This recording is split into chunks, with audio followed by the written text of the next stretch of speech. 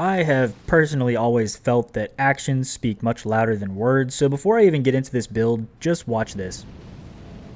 I blow a torch, and he's asleep.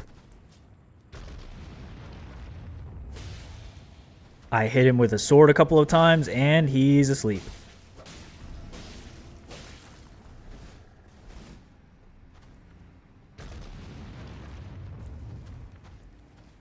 Pull the torch out again, and once again, he's asleep. Hopefully by now you get the picture. The build needed to do this is luckily a very simple one. You only need one of the two weapons here to accomplish this, and they are the St. Trina's Torch or the Sword of St. Trina.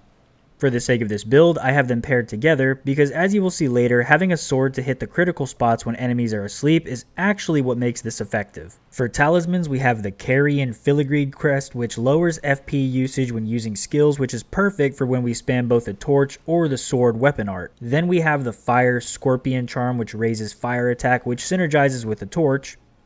Next is the Ritual Sword Talisman, which raises attack power when health is at maximum. And lastly, the Rotten Wing Sword Insignia, which raises attack power with successive attacks. I also like to use the Sleep Pot for larger mobs, that way I can make sure that nothing even gets close to me. So as you saw at the beginning, this build works well against bigger enemies, but how well is it against mobs?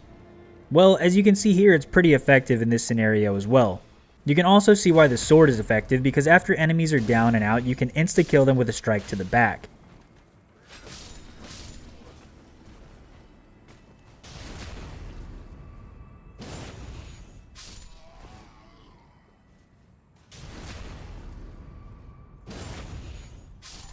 In my testing, I also found that when enemies are riding a horse and you lock onto the horse, you will actually put the horse to sleep and the dude riding him will get knocked off, allowing you to come in with a finishing blow. So how effective is this against bosses? Unfortunately, not very. It only works on a handful, and FromSoft definitely made sure of that because this would literally break the game otherwise. But this build is extremely effective against many of the more annoying enemies such as giants, those T-Rex dogs, giant crabs, and these tentacle creatures. That's all there is to it. Just a fun build if you want to change up your playstyle a little bit. That's all from me. Leave a like if you feel the need, and I will see you in the next one.